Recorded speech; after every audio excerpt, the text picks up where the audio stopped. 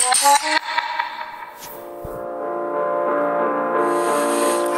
4-hour work week.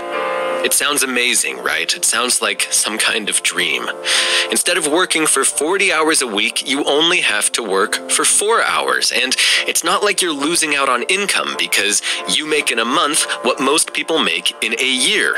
So instead of toiling away at your desk for 35 or 40 or heck, even 45 years before retirement, you have the freedom and the flexibility to enjoy your life right now. It sounds amazing. It sounds like a dream. In fact, it kind of sounds like a pipe dream, like the kind of thing that might work for some very, very lucky people, but probably will not work for you. Well, look, it is not a dream. According to Tim Ferriss, there is a recipe that anyone can follow, and that includes you, to achieve this. So, if you're ready to get down to work, let's turn 40 hours into 4.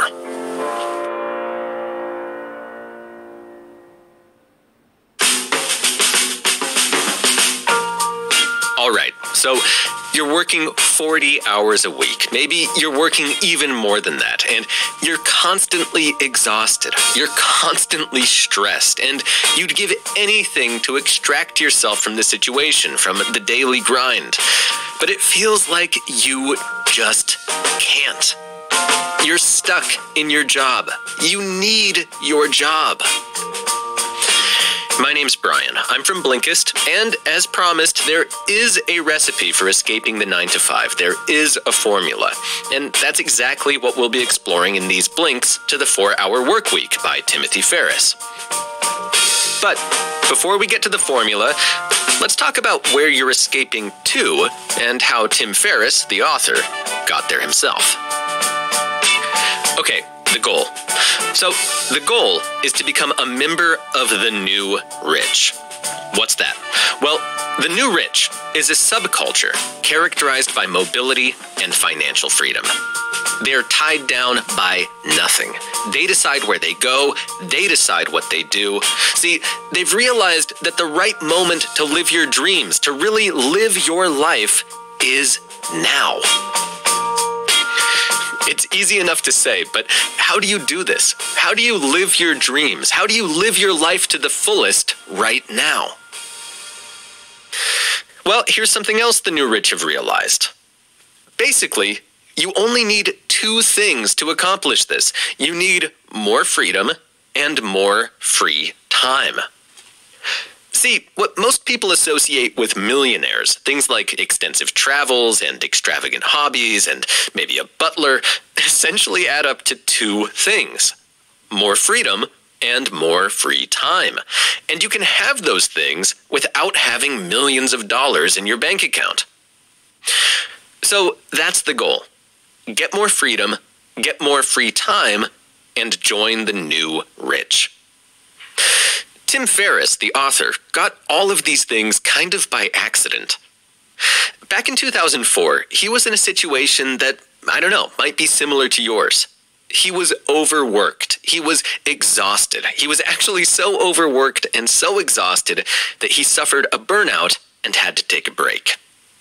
But this break turned out to be a blessing. During his time off, he traveled around the world and realized that he could run a profitable business from wherever he was, and that he could do it with minimal effort. And just like that, he joined the ranks of the new rich. Okay, I know, it sounds like magic, but really, it's not. Remember, if you want to live a life of luxury, all you need are those 2 things: more freedom and more free time. They are the only prerequisites for the ability to do whatever you want to do, whenever you want to do it, and from wherever you want to do it. And neither can be achieved by working a standard 40-hour week. So let's get to that formula. It's the formula that Tim Ferriss used, and it'll give you all the freedom and all the free time that you could ever wish for.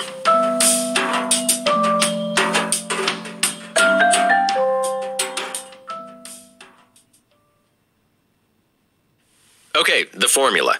So the formula is called DEAL, the DEAL formula. That's DEAL, DEAL. And it stands for definition, elimination, automation, and lastly, gloriously, liberation. So let's start with D, definition. Maybe you noticed this, but we've already started creating some new definitions. We've already begun to redefine wealth. Remember, living the life of a millionaire isn't about having millions of dollars in the bank. It's about doing the things that millionaires do. In short, being wealthy isn't about having tons of money. It's about the ability to do the things that people with tons of money do, like spending months on a gorgeous tropical island, or going skydiving whenever you feel like it, or even just having more time with your family. So, wealth equals activities, your ability to do the things that you want to do. It's about freedom and free time, not the amount of money you've accrued. Another word you need to redefine is happiness. Most people would say their goal in life is to be happy, but what exactly does happiness mean? Well, according to the author, the opposite of happiness isn't sadness, it's boredom. So the best definition of happiness is excitement.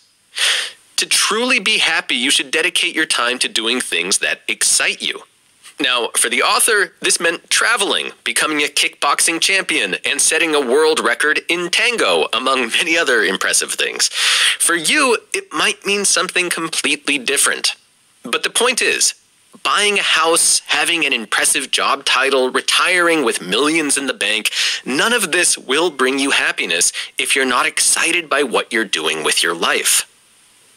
So, since happiness isn't some far-off goal, something that you'll only fully experience when you have enough money or enough things, and since wealth isn't about having massive piles of cash, the question is no longer how you can earn as much as possible, but how you can free up as much time as possible. Time in which you can do all those things that excite you. And this is where the E in the DEAL formula comes in. That's E for elimination. All right, folks, it's elimination time. So if you're anything like the author once was, then roughly 80% of your work output results from a mere 20% of your effort.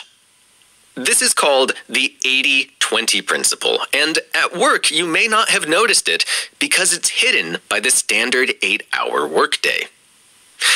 See, most employees have to work for 8 hours a day, and so instead of focusing on productivity, they emphasize activity. They organize their inbox, they futz around with their phone, they walk self-importantly from cubicle to cubicle. And the person who looks the busiest often gets the raise because at most companies, time spent at work is the only yardstick for performance. But here's the thing. About 80% of that activity is useless. Spending a lot of time on work doesn't necessarily mean that you are addressing the right tasks, nor that you are doing them well. Quite the opposite, in fact.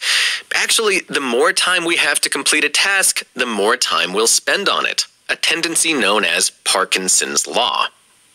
So if we have an hour to turn in our project's final report, we'll finish it in an hour. But if we have the entire afternoon, well, we'll take the entire afternoon, all 4 hours of it. So what you have to do is pinpoint and then prioritize the 20% of tasks that will yield 80% of results. And this means eliminating all tasks and activities that don't bring you closer to your personal goals. Okay, but how can you identify these crucial tasks? Well, go through your list of to-dos and for each task, ask yourself, would I be happy if this task ends up being the only one I complete today? If the answer is no, then it's a candidate for elimination. You should especially be on the lookout for interruptions, things that prevent you from completing important tasks from start to finish without pause. Now, perhaps the most costly kind of interruptions are time wasters. A time waster is any task that you can ignore without negative ramifications. The most common ones are surfing the web, responding to unimportant emails, and conducting phone calls and meetings. Now, all time wasters can and should be eliminated, but let's just focus on some tactics for eliminating one of them: email. A good way to start weaning yourself off email is to read and answer messages twice a day, once in the afternoon and once in the evening. If you can manage that, then hey, why not go a step or two further? See if you can't deal with email only once a day, or even just once a week. As you do this, keep your friends, family, and coworkers in the loop. You can do this by setting up an auto-response explaining that you're limiting the time you spend on email in order to serve them better, and that it may be a while before you respond. Those around you will adapt and learn that most messages can simply wait in your inbox or your voicemail while you tackle truly important things. If a request is actually really urgent, people can always call you or take you aside for a face-to-face conversation. By letting many small questions and tasks accumulate in your inbox, you'll be able to deal with them all at once, which will both save you time and liberate you from the interruptions that interfere with more important work. Okay, right. So all these pointers should significantly improve your productivity. But they don't exactly add up to a 4-hour work week. So if you want your daily routine to include more lounging in a hammock on a remote island, cocktail in hand, then you'll also have to free yourself from the location your work binds you to. And that's what we'll be exploring in the next Blink.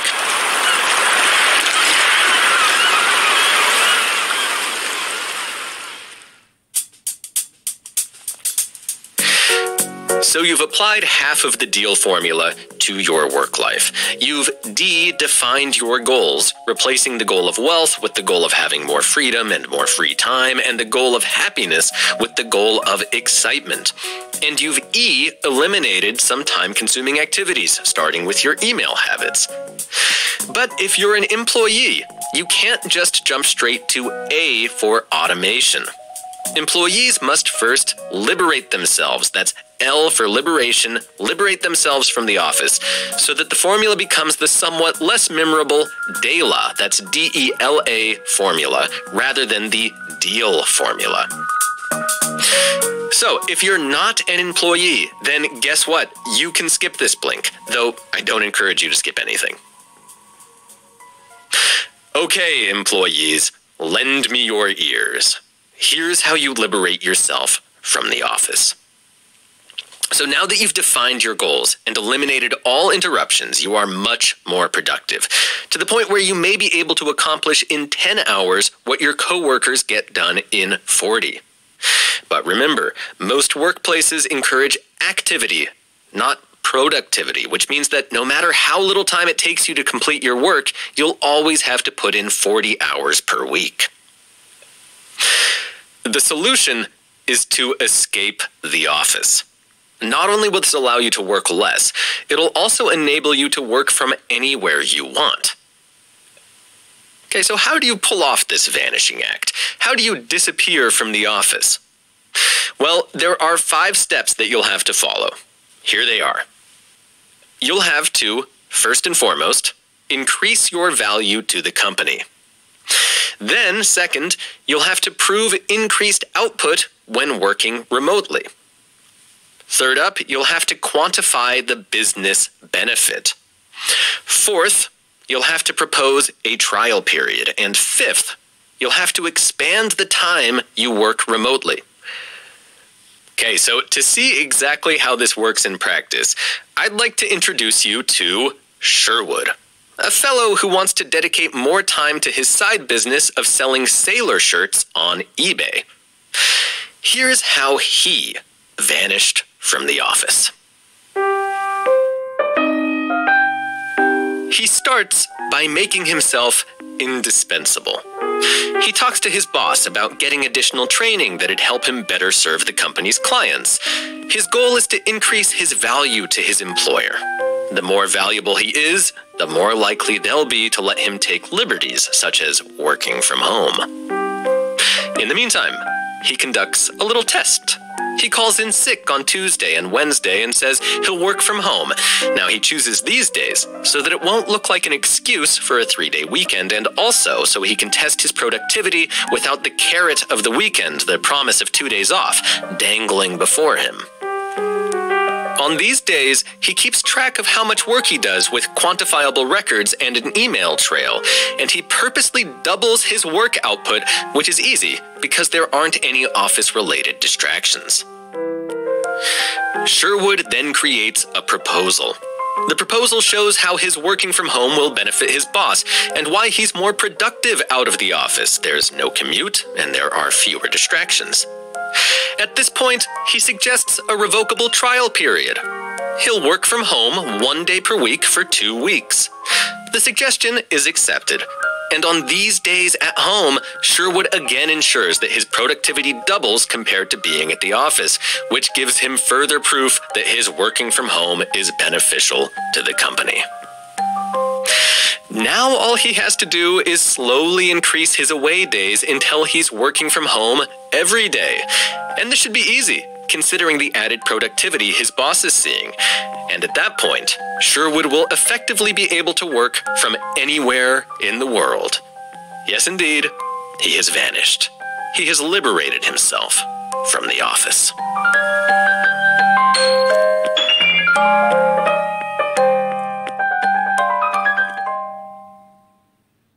It is finally time to discuss automation, the A from the deal formula. Automation is crucial if you wish to decouple the time you spend working from the money you make. By establishing automated sources of income that can be maintained from anywhere in the world, you, just like today's new rich, can lead whatever kind of life you desire because you'll generate income without spending all your time at work. Now, if you want to establish an automated revenue stream, you've got to create a business that works without any effort on your part. That is, it should basically run itself. So, for example, instead of personally managing the distribution of your product, you might partner with a company that can handle distribution and hire an agency to maintain your website. You personally should barely play any part in this setup. All you should be doing is reading the reports of your service providers and stepping in when necessary, but only when necessary. So how can you ensure that work runs smoothly in your absence? Well, first, everyone involved should have the freedom to communicate independently with one another. You shouldn't have to relay any messages. Second, you should give as much responsibility as possible to those you've entrusted with your tasks. This way, people can solve problems without needing your input or approval, which will save you tons of time and give you far more freedom. But who exactly should be doing all this work? Well, one option is to hire virtual assistants. You can contract virtual assistants from almost anywhere. Canada, India, Poland, you name it. And as long as the person has the required skills, it doesn't much matter where they are.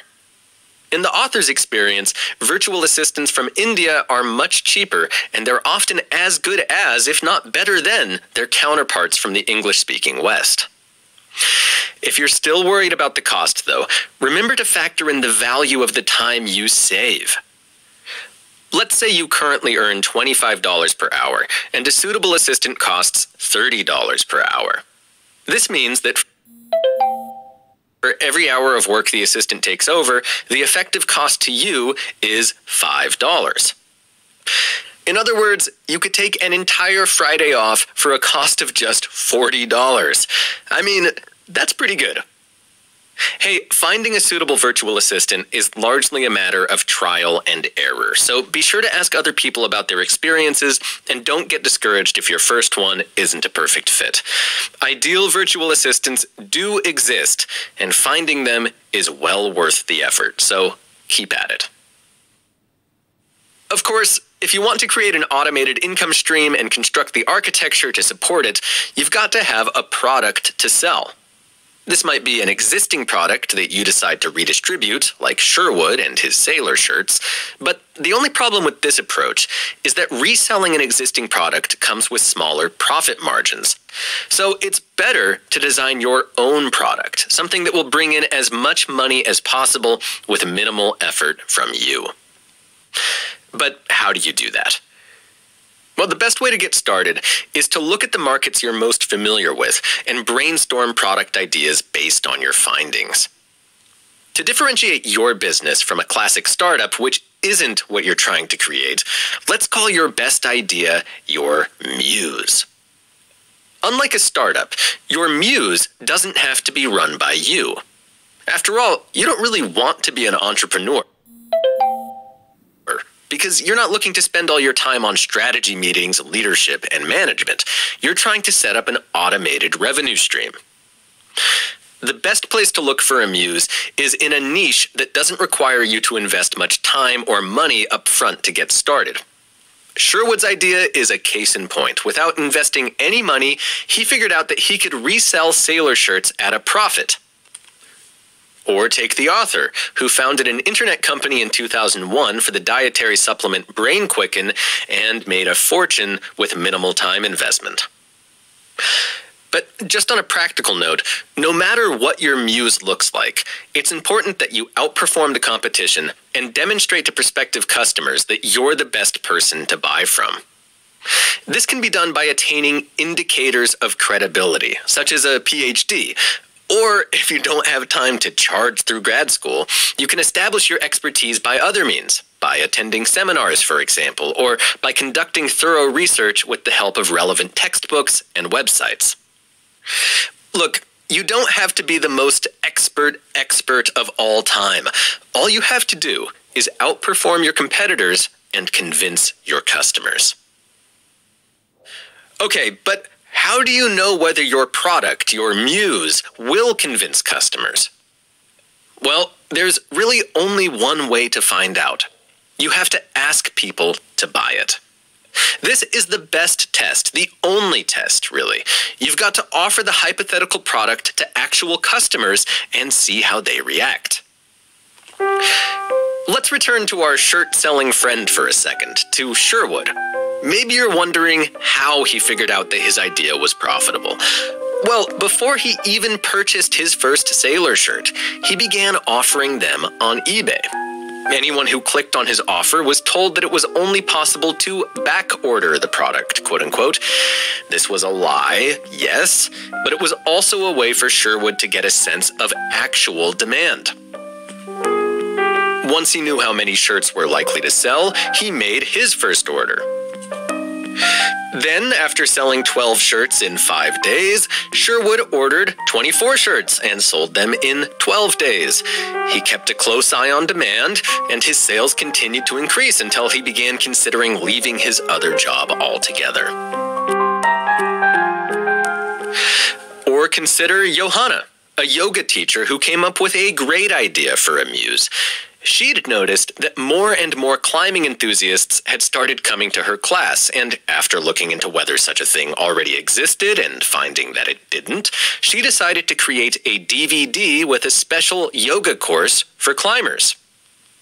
She set up a website with testimonials from her students and ran multiple ads through Google AdWords, and by analyzing the click and conversion rates, she could better gauge the demand and determine which search terms worked best. Once she'd collected all this information and was relatively sure that her muse would be a success, she produced the DVD and started distributing it. And sales were better than expected. During the first week, she made back the initial production costs as well as the $250 she'd spent on testing. Now she's selling a solid 10 DVDs per week at a profit of $750. Not too bad for a first muse. All right, so let's say you follow in the footsteps of Sherwood and Johanna and confirm that there's demand for your product. Congrats. That's great. But there are a few things to keep in mind when designing your product that'll help make it successful. So first, you should be able to summarize the product's purpose in one sentence. When Apple released the iPod way back in 2001, everyone instantly knew what it was for, thanks to the accompanying slogan. Do you remember that slogan? I remember that slogan. 1,000 songs in your pocket. Oh boy, I'm getting old. Okay, second, you should make it as easy as possible for customers to decide to purchase your product. Don't make them choose between a ton of options. The more colors and designs your customers have to choose between, the more likely they'll be not to buy your product, because comparing all the options is exhausting. Third, to attract the right customers, you should give your product a high price point, somewhere between $50 and $200. This will not only give your product a premium image, it'll also increase your profit margins and decrease the likelihood of complaints. The logic here is that anyone who's prepared to dish out that much money will be less likely to complain if the product doesn't live up to expectations. They'll have the money to spare and won't care enough about the loss to make a fuss. And finally, your product should make a big promise, and it should deliver on that promise. For an example, take Domino's Pizza, which promises to deliver in 30 minutes or less. If they don't, your pizza is free. Big promise and consistent delivery. Or consider the author's promise for the product Body Quick. He guaranteed that within 60 minutes of your first dose, it was 110% guaranteed to work, by which he meant that if you didn't see results within an hour after taking your first dose, he'd refund the product price and send you a check for 10% of that price. That is a bold promise indeed. But such big promises show your customers how serious you are about your product and give them the added confidence they need to make a purchase.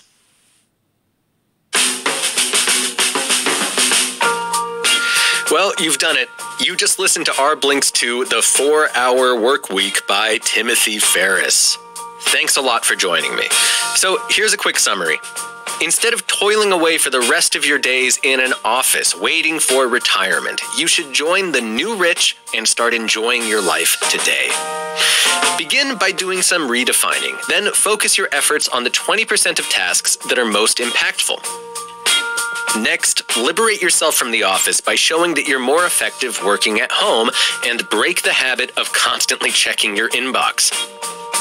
Finally, automate your income by identifying and testing muses. With these habits in place, you'll be well on your way to the lifestyle you've always desired.